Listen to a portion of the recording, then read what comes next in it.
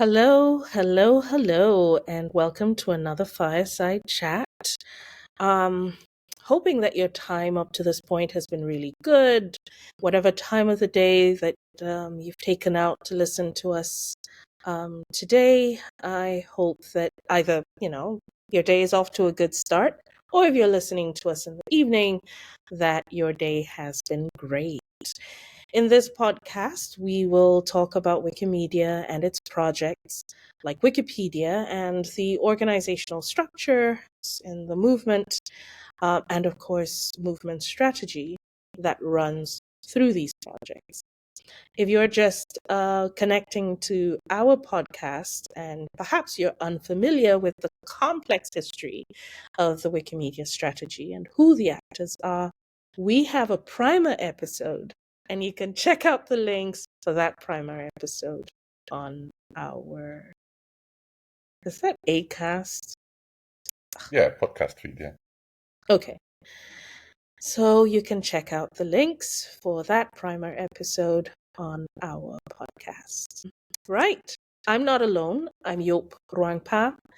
And with me, as always, is Philip. Philip, how's our fireside chat this evening? Hello. I think the fire is nice and warm as always. And yeah, I'm doing fine. Just a quick disclaimer, what we are sharing in this podcast or talking about in this podcast are our own personal thoughts and experiences. They're either like something we experience ourselves or passed down to us from people we know and trust. And our conversation is always hopefully laid back, not exhaustive or academic in any way. And we're just here to enjoy our own conversation, trying to make sense of the Wikiverse, which is becoming more and more difficult, it feels like. So Yeah. yeah, Yop, how are you doing? Hi, Philip. I'm doing okay, actually. I'm doing all right. Um, and I guess, the elephant in the room with your question is potentially how I'm doing since I left the Wikimedia Foundation. Maybe. Okay. But I'm doing okay, to be honest. I'm missing the coulda, woulda, shoulda, but I'm finding my footing. And really just trying to take time out for mental breaks and, you know, grieving that what could have been, accepting, appreciating, and honoring what did happen, and putting that up, sort of um, as the shining light of the thing that I can be happy about, but also accepting that there was so much that could potentially have happened that didn't. So I'm going through the motions, Philip.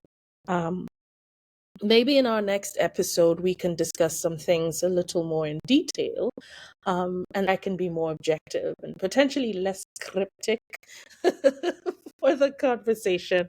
But thank you for asking, Philip. I appreciate that. Yeah. You're welcome. I mean, it's always difficult.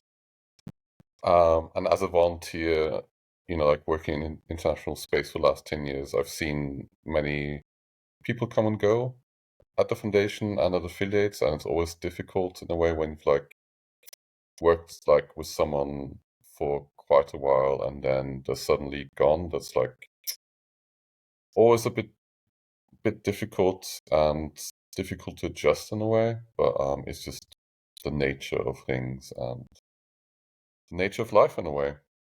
No? Yep. Yep. As Duolingo has taught me in my French lessons, c'est la vie.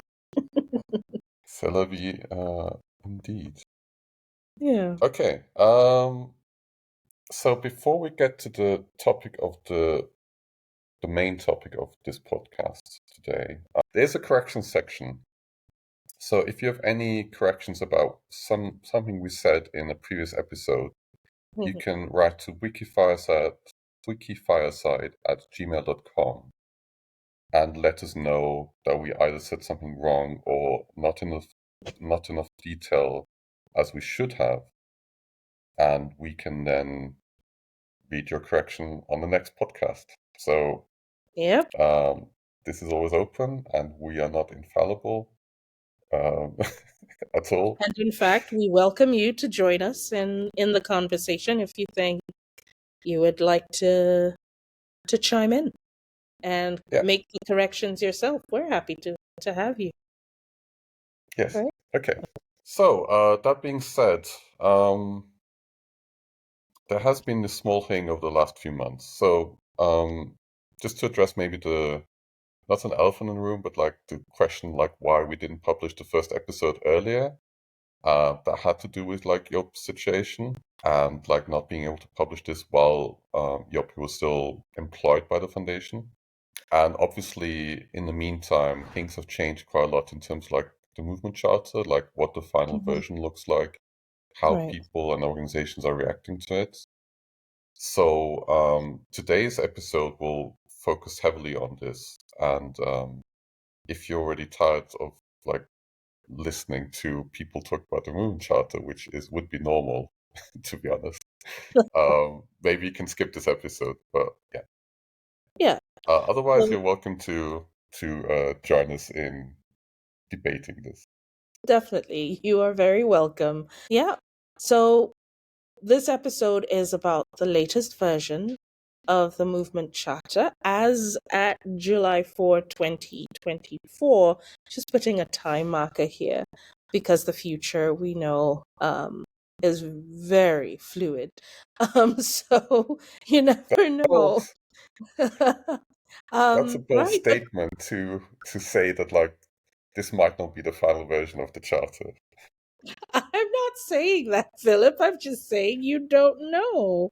Uh-huh. Things move, things change. And yeah, the future is fluid. Pleasant I guess it's surprises are possible. No? yeah. I want to believe. Yup. Okay. But let's While let's you're let's let's finding the see. grace to believe, Philip, how about we talk about the movement charter? What is your take about the movement charter, the current version? Just your thoughts, please share. And I do have questions. I think just Great. to understand it better myself. So maybe we can structure this in a bit that like at first we kind of talk about how we got here and like um why this is important and where we're Yeah. going with this, if we're going with Mhm. this anywhere. Right. So let's start with the how we got here. So as we established in the primer episode, I think you were actually involved in like setting up this strategy process like in 2016, right? Yes. Kind of Yeah. like doing the pre-work on it. And then in Mhm. 2017 and 2018, this whole strategy process to like find recommendations for 2030 that would like improve how Wikimedia works, like how it operates, and like who is like at the table and like involved in discussions on fundamental decisions and decision-making processes in Wikimedia. To find those recommendations, 10 working groups were created that like tackled different topics. Those working groups and those were like working groups put together with people from all over the world, and they then came to the conclusion that like certain recommendations had to be written. Those recommendations were then finalized in 2020, and ever since the recommendations were finalized and in principle endorsed by the Wikimedia Foundation Board of Trustees, ever since then the implementation has kind of started. I say kind of because we right now are only like implementing bits and pieces of it, and that's not necessarily like how those recommendations and the 2030 strategy were supposed to be implemented. Anyway, we get to this point where the recommendations are there. We then try to figure out like, okay, so like how does the core decision making process look like in with these new recommendations? And that's kind of where the global council came in. Like I've heard people ask like, why do we need a global council? But the problem right now is like Wikimedia as a global community does not have representation. Like the foundation, and this might be a bit controversial in a way, the foundation is not the representative of the Wikimedia global community. And because there is no representation of the global community, there's also no one who can work with the foundation on improving like the relationship between the foundation, the communities, and between affiliates and communities, and between the affiliates and the Wikimedia Foundation. And the Global Council would be the body that would act as the representative and also have like certain competencies to make this possible. And all of this would be written down in a charter. And that was kind of the basic idea of the recommendations. So, of course, like when it comes to the implementation, you can interpret the recommendations in a certain way. And when it comes to the Global Council and the Movement Charter, the foundation and the Board of Trustees of the foundation took an approach where they did the same thing they do with like all kinds of like different decisions that they want to kind of devolve to the communities. They create a committee, and that committee then comes up with something at some point, and then the Board of Trustees and the foundation either agree to it or not. And in this case of the movement charter, a drafting committee was created that was supposed to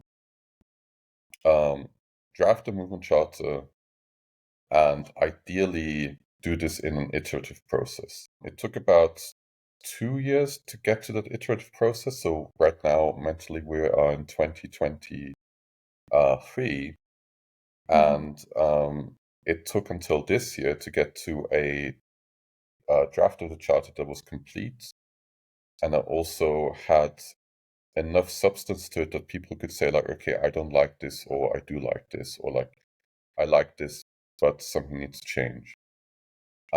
So you can see like how from 2017 onwards, we've taken like 7 years to get to this point where we actually help make a decision about what does our future decision-making process look like in Wikimedia.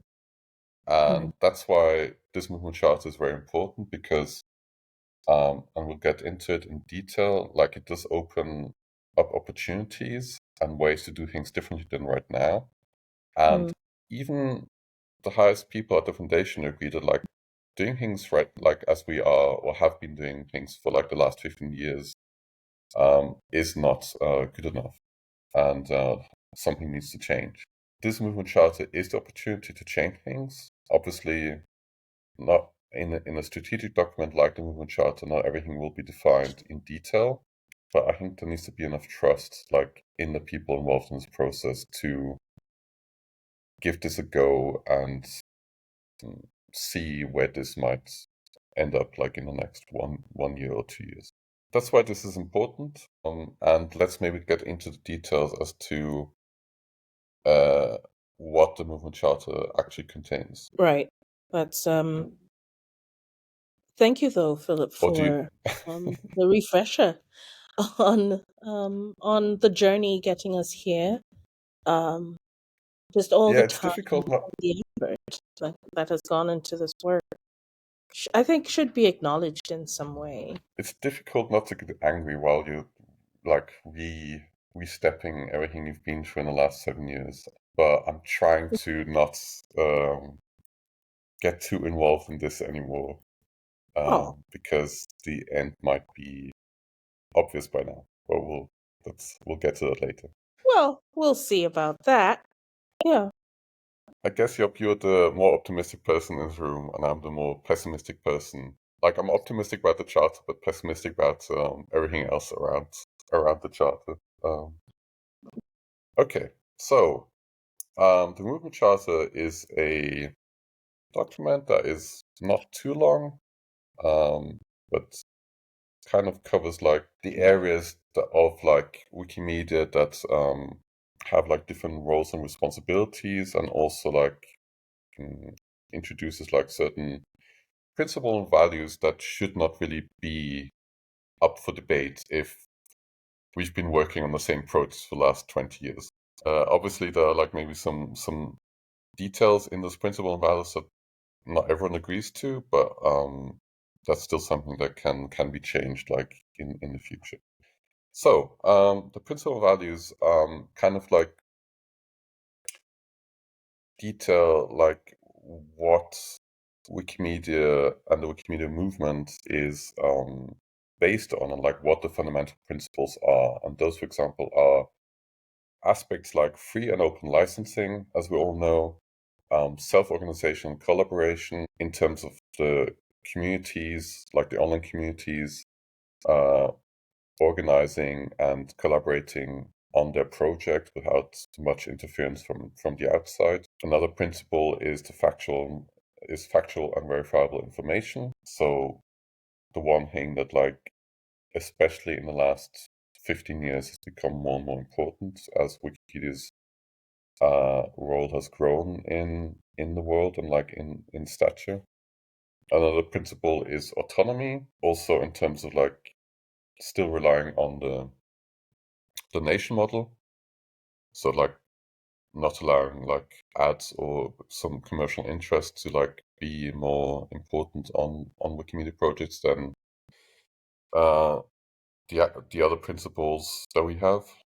One other principle is equity, which is probably something that needs more defining, but is defined um,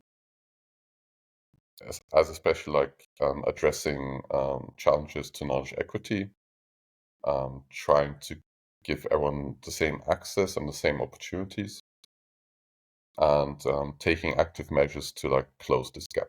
Another principle is inclusivity. As we all know, like Wikimedia like often reflects like society in all its like good aspects and bad aspects. And maybe in terms of inclusivity, we also have to be more proactive about providing a diverse common space that like enables everyone who wants to participate to be able to participate.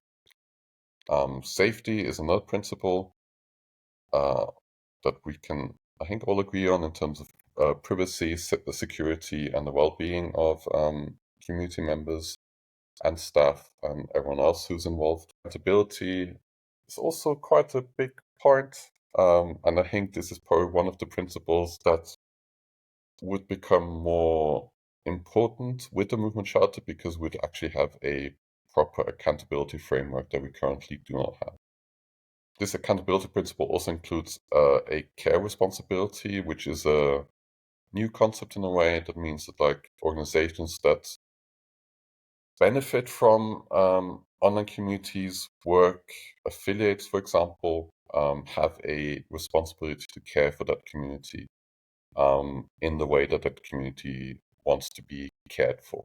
It obviously hasn't been spelled out yet, so we will, if this movement charter would be ratified, we would definitely start working on figuring out what that actually means in reality. And the last principle is resilience. So through innovation and experimentation, we constantly renew our platforms and how we work together to improve and be more flexible and also address the challenges that we'll face over time. And I think right now we do have quite a lot of those challenges facing us. Okay, so that's kind of like the principle section, Yop. Is it clear to you so far? Like this is there are a lot of principles involved. Some of them are fairly, at least for the people who are heavily involved, fairly obvious and self-explanatory. But Right. maybe there's something in there that like caught your attention in a way. The principles and values section is potentially the one part of the charter that, I think is easy to read, easy to understand. And I doubt that anyone in the community is going to read that section and not see themselves represented in some way in that. And feel free to correct me where I'm wrong, but yeah, that makes sense. The part of the charter, and if you can shed light on that next, that I find a little confusing sometimes, is the section on individual contributors, volunteers, Wikimedia communities. As someone who loved and respected the movement from a distance for a while before coming and spending, now three years going through it and experiencing it and meeting people. Please explain a little what that part of the charter is trying to say, and what are the real differences there? And are there any differences between the different groups that are called out in that section? Yeah, it's interesting because this section is probably the one that's undergone the most changes from version to version of the movement charter.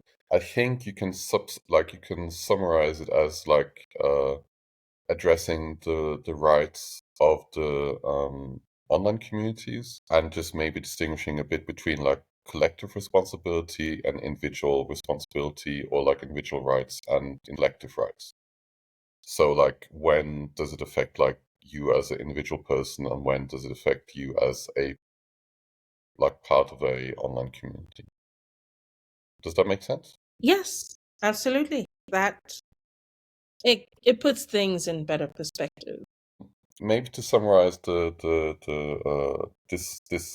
section of the charter, it talks a lot about like what kind of rights communities and individual contributors have, and that's something quite important because so far this hasn't been like written down in any succinct way. Like, there's no central document where you could look up like all the rights that you have. It's all like, it's kind of spread across certain other documents or like agreements, like the Universal Code of Conduct, for example. So like putting this all in one place and saying like, okay, this is something that you have a right to, is, from my point of view as a Wikipedia editor, is quite useful and good to know. Like, even if I don't need those rights, hopefully at any point in time, because one of the rights, for example, says that like you have the right to be protected from harassment, and you have the right to participate in project and communities in an equitable way. Like, those are things that should be normal, but unfortunately they are not. So that kind of explains that section of the individual contributors.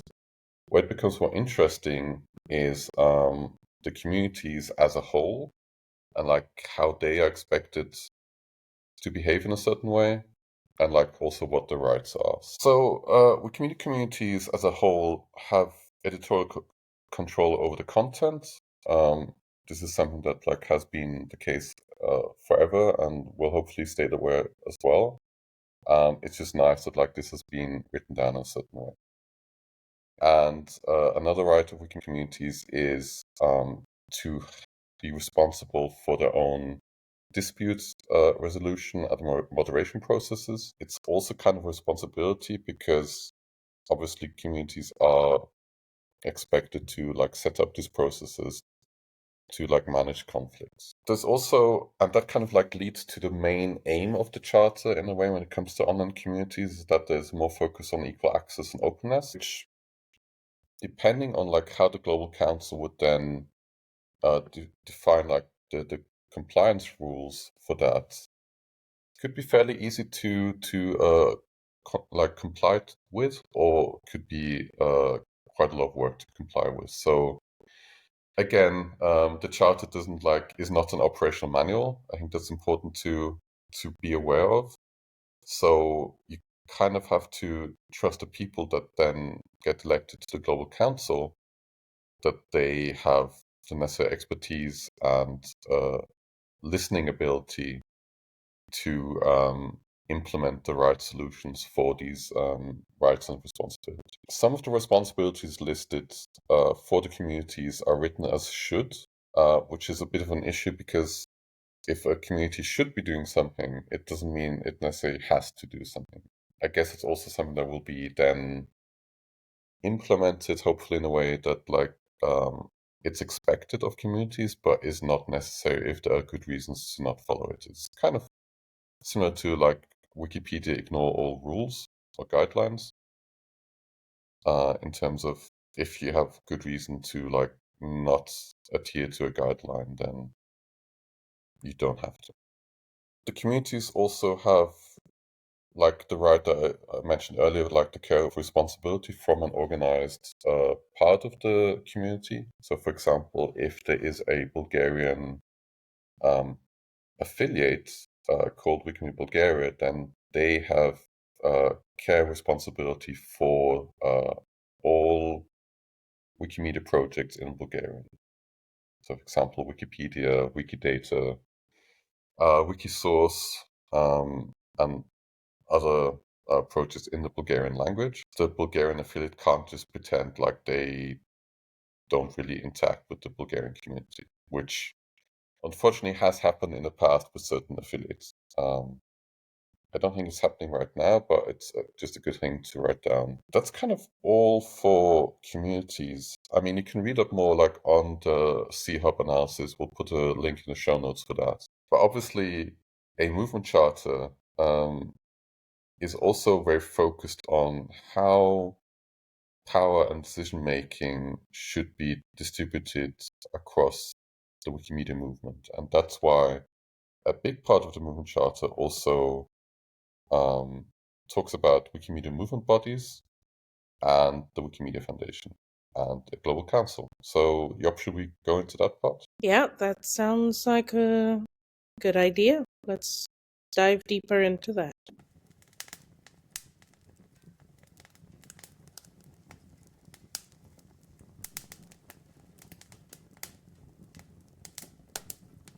Okay, back from this little campfire break of just listening to campfire noises. Yep, let's talk about the Wikimedia movement bodies. Yes, let's talk about the bodies. And now let's do we begin with the organizations within the movement that are not the Wikimedia Foundation? Correct. Right? So, unfortunately, in some ways, like the structure of affiliates hasn't changed. So we still have chapters, thematic organizations, user groups, and hubs. When we would actually need a new structure to make sense of like organizations in Wikimedia, but I guess there was like one step too far for the movement charter. Anyway, so those are like the four Wikimedia movement organizations: chapters, thematic organizations, user groups, and hubs. Hubs is a new form that has like crept up in the last few years. The C Hub is probably the most advanced hub in that area in terms of like being operational and running like programs and supporting the affiliates in the Central and Eastern European region. But hubs can also be thematic or cover a very specific topic. We won't get into hubs this time around. I think Job, because you worked on this at the foundation, we'll probably like talk about this in detail at a later point. Yeah, that makes sense. But for now, let's just say like hubs are kind of like the networks of communities and affiliates that create a more collaborative layer between those different groups. Some aspects of like what these movement bodies are supposed to do includes again the care responsibility just from the other side.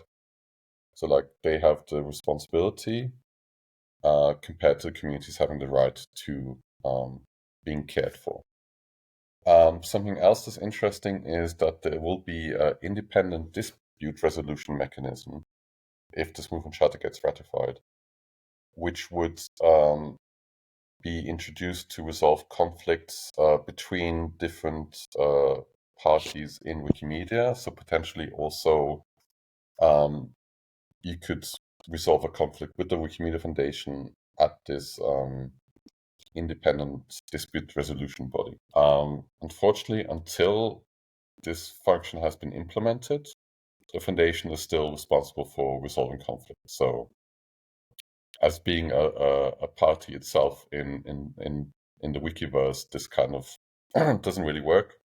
But the idea of doing this, I think, would be quite helpful in terms of like creating a more equitable and a fairer Wikimedia movement. So something that becomes quite apparent in the movement charter is that the affiliates have quite a few responsibilities. I mean, obviously, that's fairly normal because affiliates usually are the ones who are doing fundraising and collecting donations on behalf of the online communities. So as soon as money comes into play, the responsibilities that they have become more sophisticated. Those responsibilities include facilitating inclusion, equity, and diversity within the community. So something that like most affiliates with like an annual plan, for example, are already doing in some ways is to foster a more diverse crowd in Wikimedia, and I think that has been working. I think if you compare governance structures and who is involved in Wikimedia organizations now compared to 10 years ago, there has been a big shift and a big changing understanding like of who should be involved. One other part is like upholding the code of conduct. It is unclear in the charter like which parts does it apply to. Does it only apply to online conversations? Does it only apply to activities and events that the affiliate organizes? Does it also apply to other aspects that like don't necessarily relate to Wikimedia? So that's also something that probably will, when it comes to compliance of affiliates, will have to be looked at more closely. And something that's quite important is that Wikimedia movement organizations might choose to develop the financial sustainability through additional revenue generation, which in effect means that like there is kind of the right of affiliates to have conversations with the foundation, for example, and the Global Council about like what funds distribution looks like in their area, like in the country or the region, and like have the right to develop that sustainability. And I think that's something that like we don't really have right now. It's something that again, like the foundation either grants or doesn't grant, and is also quite inconsistent about in some ways, depending on who you speak with in the foundation. Yeah, Yop. This is kind of like the rule body section. It doesn't go into very much detail, but it does like lay out certain things that like affiliates are expected to do. Yeah, affiliates and hubs. These were, I guess I was fortunate during the summit to sit in on some of the discussions around these points. And so it is interesting to see in this final draft of the charter some of those inputs and some of that feedback that had been shared and parts and pieces that have been updated as well, which is all really great. Should we dive into the next part after looking at movement organizations that are not the WMF? Should we take a look at the WMF now? Yeah, let's do that. Like I do realize that this is all kind of dry in a certain way and not very plastic and very tangible. So like if you have any questions about this, you can also write in and we can maybe address those questions in the next podcast. Yeah. By then the ratification will be over, but we can still talk about the charter and depending And our on experiences through the ratification process. Because the yeah, charter is a technical document in itself, and it is never easy, I think, Philip, just to say it is never easy for any group of people to come together with the politics and the dynamics and everything to put together a document that says of the hundreds of thousands, if not millions of people that are connected to this movement, here are the values and the principles that will continue to guide and direct our work. It's not simple work, it's not easy work. And while the teething pains have taken so long, 7 years of teething pains, um, maybe, maybe, maybe there are things now that, that we would want to then talk about after the ratification. Maybe we come back and just talk about our experience through it. I would like to see a group of Wikimedians come together and write about how to put together a charter, lessons and learn from the Wikimedia movement, what to do, what not to do, and the pitfalls to look out for, things like that. It would be good because, as the essential infrastructure of knowledge, who better than us to tell other movements or document our own journey so other movements can learn? Let's document everything, what we failed to do, what we did manage to do. Well, okay. Back to our podcast topic, Philip. Back to the movement charter draft. Not Right. draft. I always say draft is annoying. It's the final version. Although when I listen to you, it sounds like it's not going to be the final version, but okay. No, I'm not. Just to be clear, I'm not saying it's not going to be the final version. This is my extrapolation from the process so far, and some of the and how the conversations are going right now.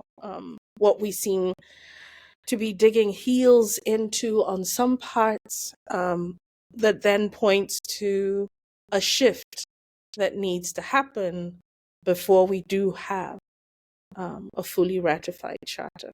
That's the, if those pointers were not there, then I would feel more confident about this being the final piece, I guess.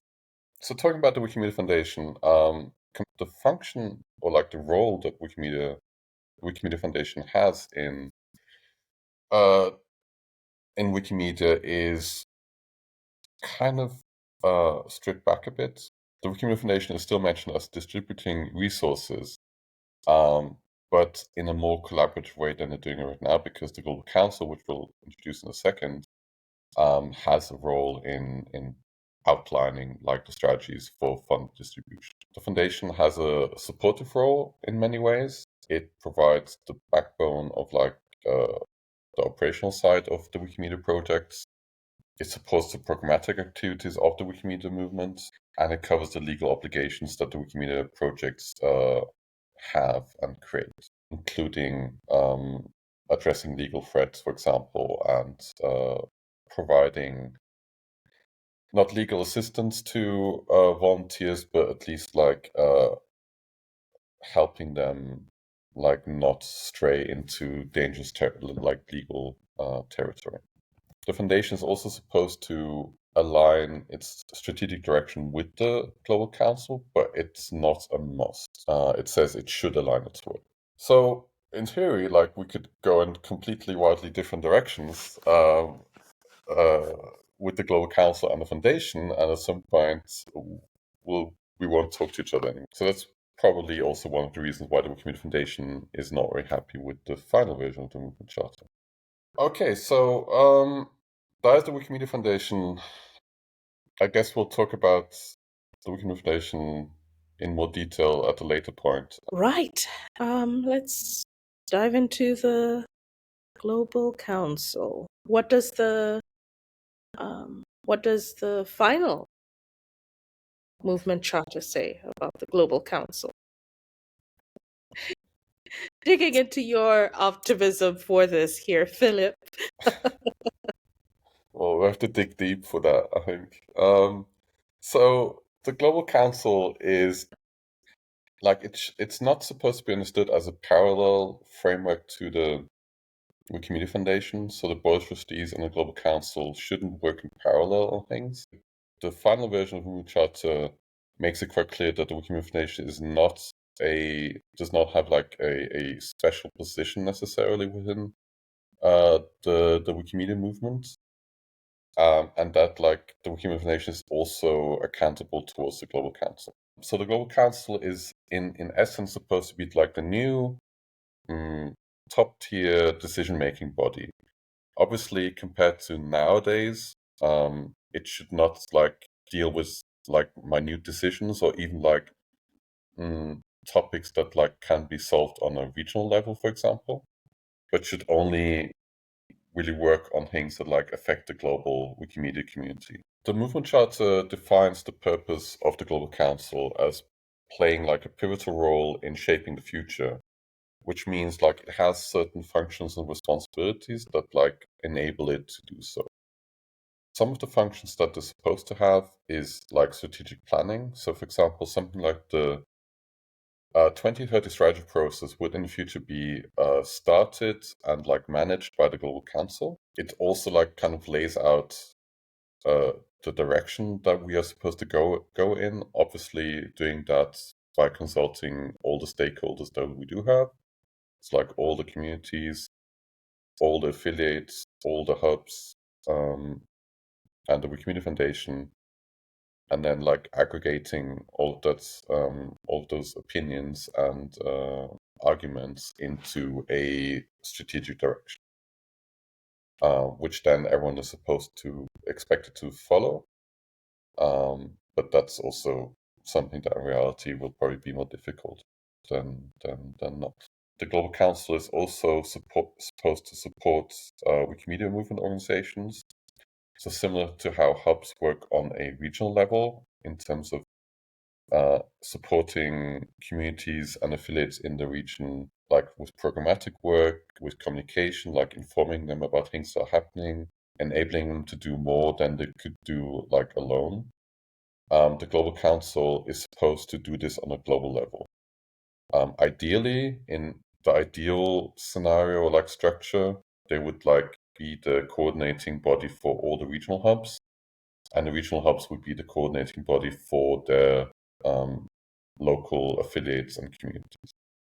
So you have like a pyramid in a way that clearly defines the competencies of everyone, and also makes it so that like the higher you get like in this hierarchy or like in the structure, the more efficient decision making is, and the less detailed the topics are that those bodies deal with. So the Global Council should only really deal with like things that affect like strategic direction, and maybe also like solve some conflicts or disputes about how the strategy is implemented, and certain operational details if they become a real issue that can't be solved any other way. Another function that the Global Council has is resource distribution. It says in the Movement Charter, the Global Council establishes and periodically reviews the standards and guidelines for the equitable distribution of the funds in the Wikimedia movement, in alignment with the strategic direction that the Global Council is supposed to design. So this sentence is something that even people whose opinion I really appreciate, like have a very different view on. Yep. Because like to me, like the way I read it, it means like establishing standards and guidelines for the equitable distribution of funds of the Wikimedia movement means like all the funds that we collect in the Wikimedia movement, that also includes the foundation. Because like otherwise the Wikimedia Foundation kind of would define itself as standing outside the Wikimedia movement, no? Right. Yeah. So, and those standards and guidelines can be quite detailed, like they don't have to be vague or anything. They can be very explicit about certain things, especially when it comes to equitable distribution. So in my mind, this covers kind of like also like how the foundation would spend its money in the future. Other people see this very differently, that they say like, well, like how the foundation spends its money is not like controlled through this function. And that's why like the movement charter is still lacking in a certain way. You could be more explicit about it, but I guess like we will find this out if this movement charter gets ratified by everyone, how this would work out in reality. And the last point is technology advancement, which basically means that the Global Council coordinates like a technology-focused discussion amongst the stakeholders, and provides the foundation with advice as to like which technological aspects or like which technologies to look at in the daily work. This will only happen like in collaboration with like communities and affiliates and online tech contributors. So I wouldn't expect this to change very much from like how it's run nowadays, but I would expect it to be less ad hoc than like in terms of like what is being done, and be more strategic and systematic about addressing certain technological debts and issues than is the case right now. Okay. So, Yopton, like after these functions, maybe let's talk about the governance, like how all this is supposed to be managed. Yeah. Yes, please break that down, Philip. Okay, so in the final version of the Movement Charter, the Global Council can have between 25 and 100 members. It starts off with 25, but can be expanded. This is kind of a compromise with like what the Board of Trustees of the Wikimedia Foundation was asking for in a previous statement, that like we don't start off with like this huge global assembly, but we limit the assembly to 25 members and see how it goes, and then expand it if it makes sense and if it's viable. Not really a fan of doing that because it kind of paints a pessimistic picture of like the competence and expertise that we have in Wikimedia, when I think like the lack of like enthusiasm around like Wikimedia Foundation led committees and bodies also has to do with like the foundation not necessarily knowing like who's out there and like who would be able to like do this kind of work if they would be asked. So in my view, we could do an assembly with 100 people and still like have meaningful discussions and useful outcomes. The Global Council as a body is defined as a collaborative and representative decision-making body. It's not defined as the definitive collaborative and representative decision-making body. So the movement chart kind of leaves space for some other group. I'm not sure if that was the intention, but there's kind of like the little details in the text that maybe like need some addressing in the near future because they're kind of typos. So these 25 members then select a global council board, which is essentially like the executive body, or like the one that actually does all the work, all the functions that the movement charter sets out for the global council. What's something that's unclear in this is like the criteria for those 5 members. As we know from Board of Trustees elections, is that we kind of get the same people elected every time, like the same type of people. And there is a distinct lack of diversity in bodies that get elected by a global community. So the 25 members select the Global Council board, but the way the 25 members are put together, there's a certain key to that. And the key is that 8 members will be selected through Wikimedia affiliates. 12 get selected by the global Wikimedia community. It's unclear, and I guess that falls the foundation to implement that first process. But looking at like the lack of creativity on elections, it will probably be the same process as used for the Board of Trustees elections. So 12 and 8 is 20. So we have 5 seats left. One is filled by the Wikimedia Foundation as a link to the Wikimedia Foundation.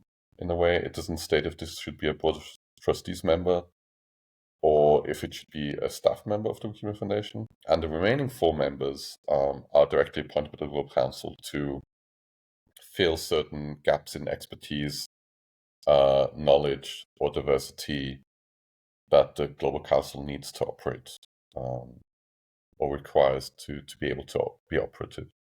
There is a whole section or like a whole part about innovation, adapting, and growing.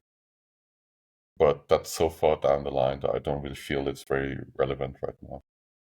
And it's also a process where the Global Council regulates itself and organizes itself. So that's just the part that feels very far away right now.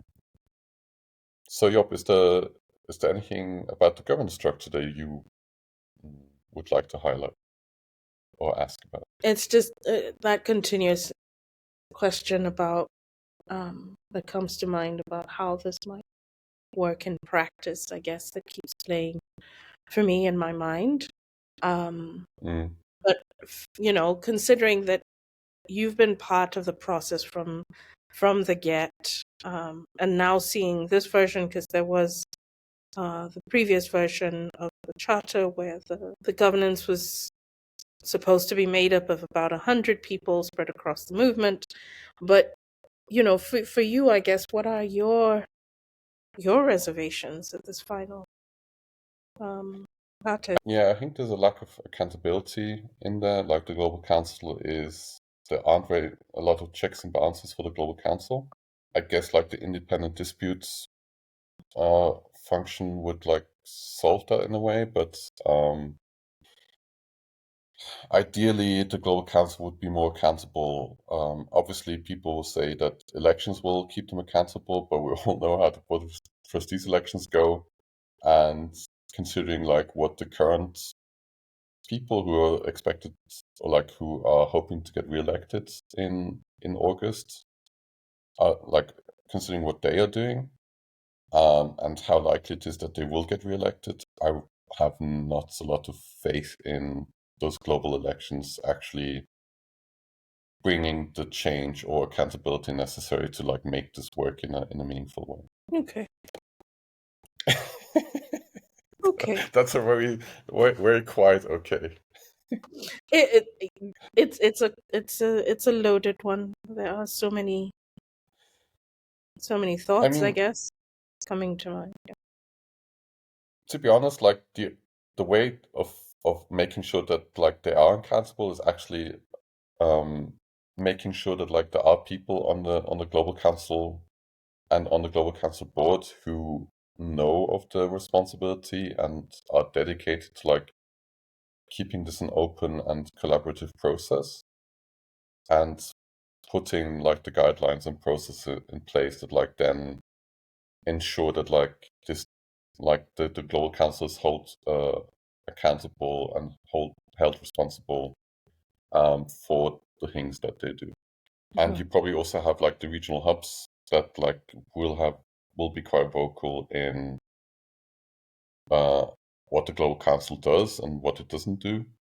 So I think if all the parts are working, this system will work. It's just like if one of the parts doesn't work, as is the case right now, then it's a dysfunctional machine that's just stuttering a lot and not moving forward a lot. Mhm. Okay. So this is the setup of the Global Council. As you mentioned, Yop, in some conversations we've had before recording podcast, the implementation is unclear, and obviously it'll need a lot of like trust in the people who are going to implement it, that they will like read the movement charter in the way, like in the spirit that was written in, and that like we have been kind of working in since we started the strategy process. But I think there's still enough people around to like guide this process in the right way.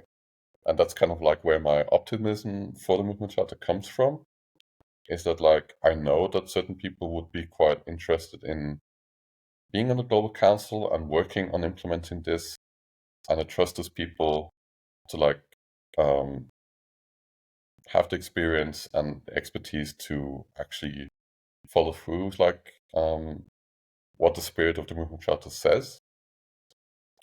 But I can also understand like why other people are a bit more skeptic about that, and that's probably a good segue to talk a bit uh, very briefly about how certain stakeholders or parties in Wikimedia have reacted to this final version of the movement charter. So probably the most important reaction that there has been to the final version of the movement charter is the one by the Wikimedia Foundation Board of Trustees, because the Board of Trustees has to ratify the charter for the charter to be ratified. So they have a veto power over the charter. And the Board of Trustees put out a statement on the 21st of June outlining that they will, at least like the people who were more heavily involved with the movement charter drafting process, that they recommend to the Wikimedia Foundation Board of Trustees that the movement charter should not be ratified. And just to go into the reasoning as to why they don't think it's feasible, they talk a lot about the risks and costs associated with the currently proposed form of the Global Council. They say it outweighs its potential value, which I think is something that like the Board of Trustees has constantly been underestimating, is like how central the Global Council is to the future of the Wikimedia movement and its decision-making processes, and saying like we don't need like a global community representation because we're the Board of Trustees, kind of underestimates how. So it's not about creating some nice new committee that like will voice some opinions, and then the the Wikimedia Foundation can say yes or no to those opinions. But it's supposed to be the core piece of a new way of to make decisions in Wikimedia, and having those decisions be based on the best of our knowledge, of our collective knowledge, of like having an information flow from individual contributors, readers of the Wikimedia projects, through the affiliates, through the communities, through the regional networks, the hubs, up to the Global Council, and have those decisions be informed in that way, because that's something we simply do not have right now. And to me, the reasoning that like this is too costly just means that like the general idea of like having a more like a fairer and more equitable decision-making process is not something that the Wikimedia Foundation is interested in. To be honest, Yop, I don't even know what to say sometimes to these statements, because it feels like we're so far apart from, like in the last 7 years, we've drifted so far apart in certain ways, in terms of like what we believe is the way forward. And to see the Board of Trustees make these very conservative statements about like money, when money still is not an issue, even though the Wikimedia Foundation tries to cut off conversations by saying otherwise. It just like makes me very pessimistic about the future, because if this is like the quality of conversations that we're having with the Board of Trustees, I'm not sure what the point is of even like having discussions with the Board of Trustees in the future. Yeah, that's I can see where you're coming from, Philip, and understandably so. But in my ever optimistic thinking, it might be a good time to hazard to say, from a professional standpoint, and movement building, and sort of growing new systems or system design, because our movement is trying to design its own system at the moment. Perhaps it is actually a good thing that we have come to a point where the differences, and there is clarity on what is misunderstood. And there is, and it's obvious what's missing. It's obvious who doesn't have, or what parts of our movement, what structures in our movement don't have enough context, or depth of understanding. And so this presents a really great opportunity to dive deeper with honesty into understanding, into appreciating the context, and saying, oh, okay, I didn't understand this, and now we'll take the opportunity to try and understand things better. So if we were to look at, the brighter side, this presents a great opportunity for that to happen, a great opportunity for just more open and honest conversations with ourselves, and the sooner the better. Potentially, if these conversations happened as late as November last year, we wouldn't be having this conversation right now. but they say better late than never. So I see where you're coming from, Philip. The optimistic side, it's a good thing that it's come to light what is not understood, or who needs to just understand others' perspectives better. What do you think?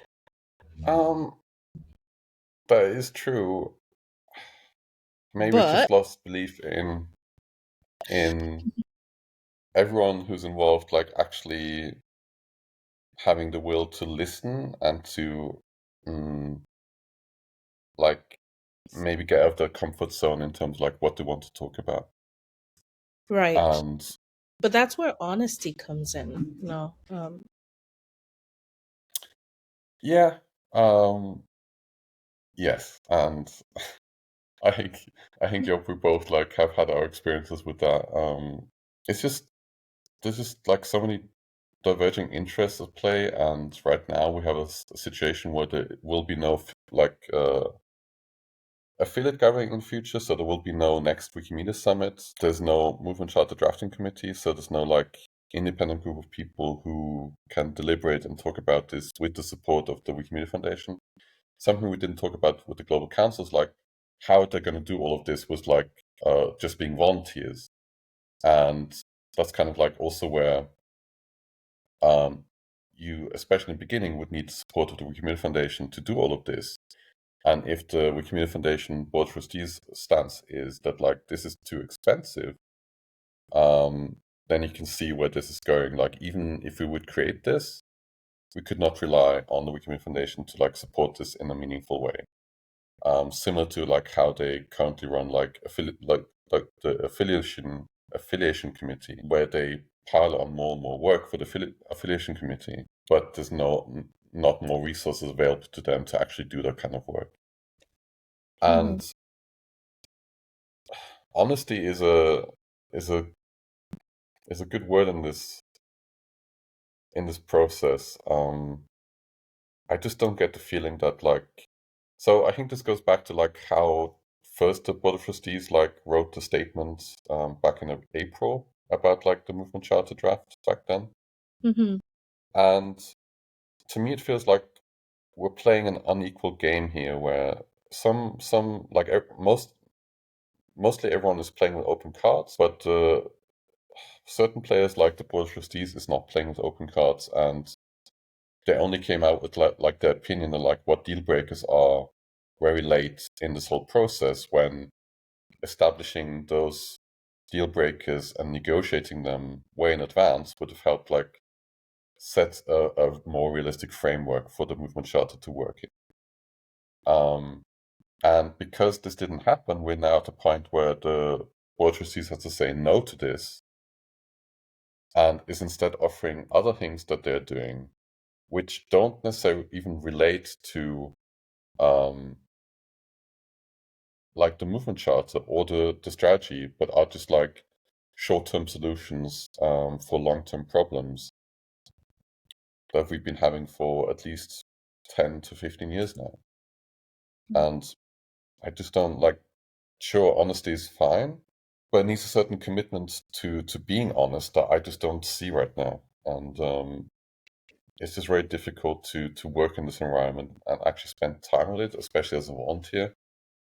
And I understand like that many people don't want to do that anymore. And it's been 7 years, and like this is the outcome, that the Board of Trustees says no to the movement charter. So whatever they cook up next is not something like that is necessarily that interesting. If like the pain points that we've been having for the last 10 years that the movement charter would at least start to address are still not addressed. They want to co-create regional funds and resurrect the funds dissemination committee, which was a process that at the end of its life did not yield any added value to the decision-making processes that were happening. They are trying to involve more and more like EDs and like people who are like organized into the Wikimedia Foundation processes, when we need to keep those processes separate, because especially with the C Hub, for example, it's not a organization that like is just a decision-making body of the Wikimedia Foundation. It's a support structure for the communities and affiliates. It's not on the side that the Wikimedia Foundation is unnecessary. And, like, these suggestions that the board of trustees have just don't address the pain points enough to like give people, like give staff and give volunteers the hope that this is going to change anytime soon.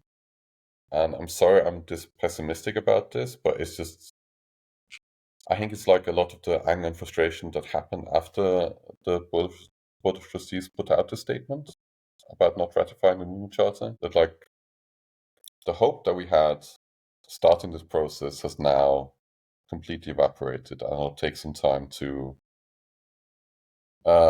create enough energy to start a new process. And that's basically what the foundation is suggesting, like, oh, let's do something else instead. Like, why did we need 7 years to get to this point where you say, like, let's do something else instead? And yeah, maybe we'll find out the Wikimania. Maybe we'll never find out. I'm not sure it even matters at this point. So yeah, that's a little rant on this podcast. Maybe this was a good idea of like taking the board trustee statement first, because now we can finish with like a more positive outlook on the movement charter. All right. So there are some organizations that have like endorsed ratifying it, including Wikimedia Germany that put out a statement, I think 10 days ago, as of July 4th.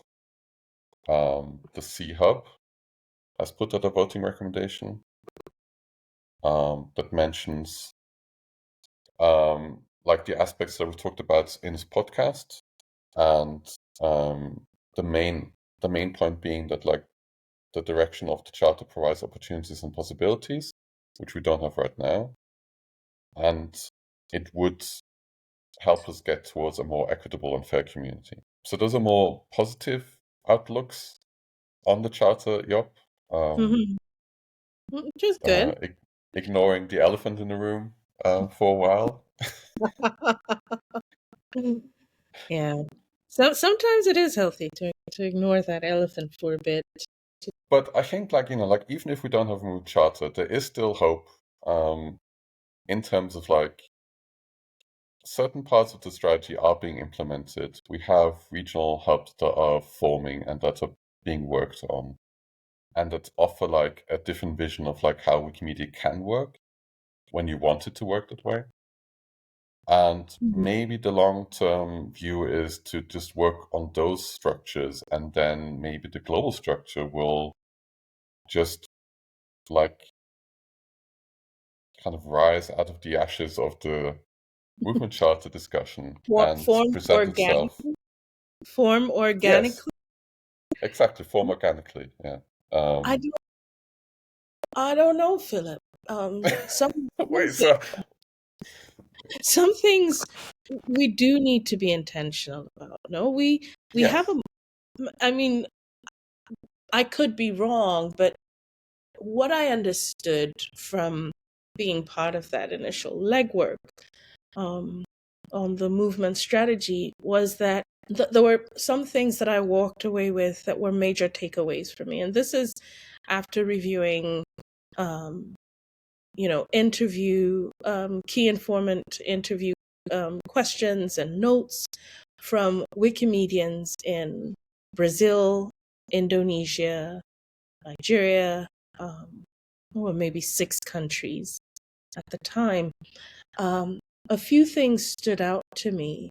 One was it seemed like a deep desire to come together more often, a need to be in spaces where we shared our knowledge with each other, and are able to explain our context to other people in the movement, so they better understand where we are coming from when we make certain arguments, right? And I also understood that there was a recognition that within the movement we don't have an equity in skills, or skills that have been acquired, and so we wanted to improve our skills. And this was twofold: improve our skills not only to edit online, or skills to understand and know our policies and know everything that happens for us as editors, but improve our skills to be able to better our lives in the world in a way that translates to a better job opportunity, or in a way that translates to me adding value in the real world and not just on Wiki, for instance. I also got a sense that people also recognized that as volunteers, often it's a lot of work to have to coordinate across the world. And so there needs to be a group, a body, a place where some of those decisions that trickle down to us as a policy, as an editing policy, where some of those decisions that trickle down to us are made in a way that when they finally get to us, they're not harming us or making our volunteer life more difficult. That our effort to grow knowledge and to capture the knowledge of the communities around us, that our efforts to do that are not only recognized, but that our efforts to do that are encouraged and resourced effectively. Now, to answer that, it would be difficult to have a, lack of a better term, a movement pinnacle that doesn't pull from everybody else. It would be difficult to have an organic growth of governance when there are some voices from certain places that are louder than voices in other places, where there are some people who are better resourced naturally. There are some groups that just have better accessibility, and more room in their day-to-day to spend time as volunteers. So what you will have at the end of the day in a movement like this, if we allow for governance to happen organically, is that the governance will lean heavily where the voices are. It will lean heavily where the resources, the time, and the social construct already permits. And so if we say, as the essential infrastructure of knowledge, we want the world to potentially be a reflection of who we are, by the way, then we want to live by the principles that movement strategy was set up for in the first place: service and equity. And if we're going to have an equitable system, it has to be done deliberately and intentionally. And I could be wrong. No, absolutely. No, I Yeah. totally agree with you. Hmm. Um, Yeah. So I this just think that, process needs to work.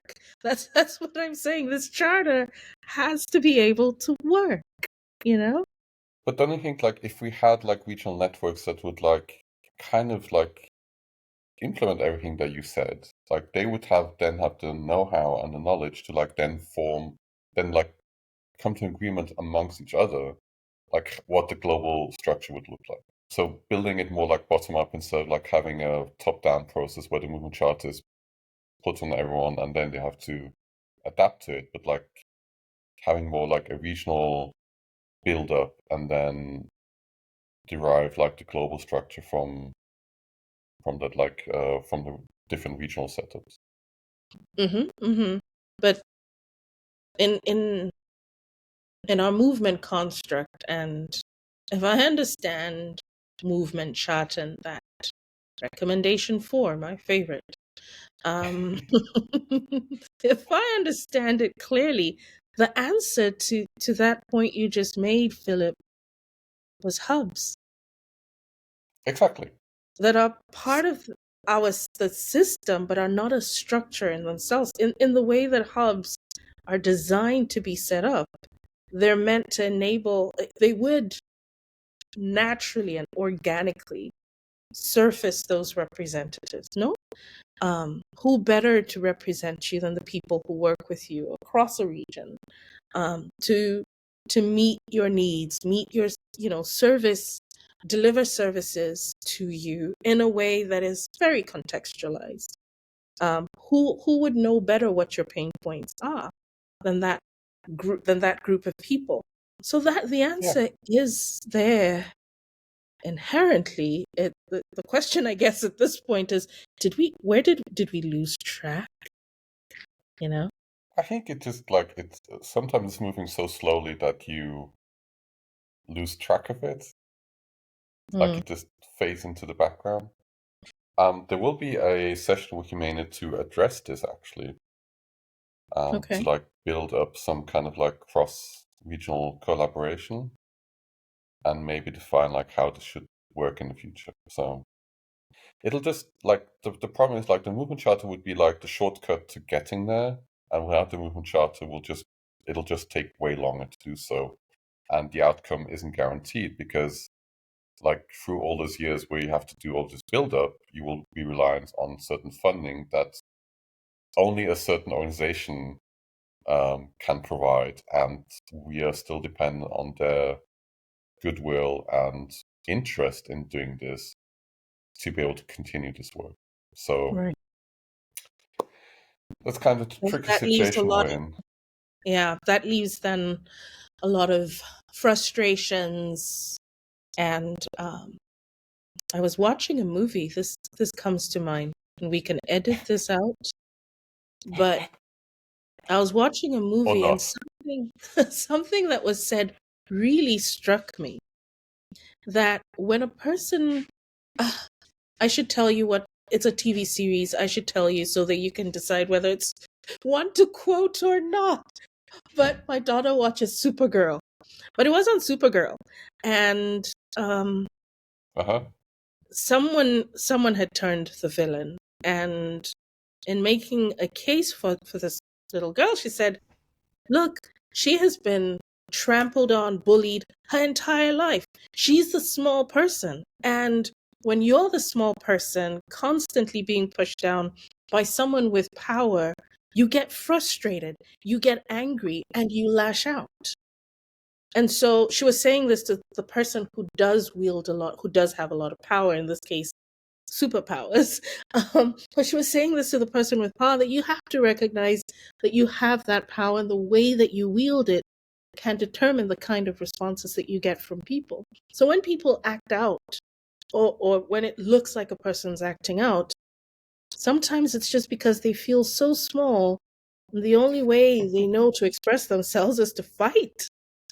So, you know, you could, um, yeah, maybe that's not a good analogy, but that's just it. When you wield a lot of power, you have to appreciate that you do.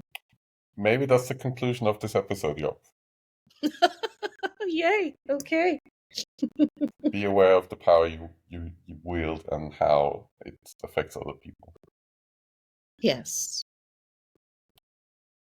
Okay, well, I think this is the end of the episode. I hope it was interesting to listen to. Obviously, it was a bit dry in certain parts, but yeah, if you enjoyed It this, let us wasn't know. dry. If you It was technical, Philip. It wasn't dry. technical, okay. If A you did chat is a enjoy it, technical document. Let's be kind to ourselves. if you didn't enjoy it, you can also let us know. If you have some Yeah. suggestions for improvements, we're always open for that. You can write to us at WikiFireside, all one word, at gmail.com. You'll also find the email address on our meta page. Thank you, Yop. Thank you, Philip. It has been an interesting conversation today. And just as some housekeeping, the attribution of the Campfire sounds that you can hear throughout this podcast is a sound file that you can find in Wikimedia Commons called Campfire Sound Ambience by Glaneur under CC BY 3.0. And with that, have a nice day, evening, night, and talk to you soon. Talk soon.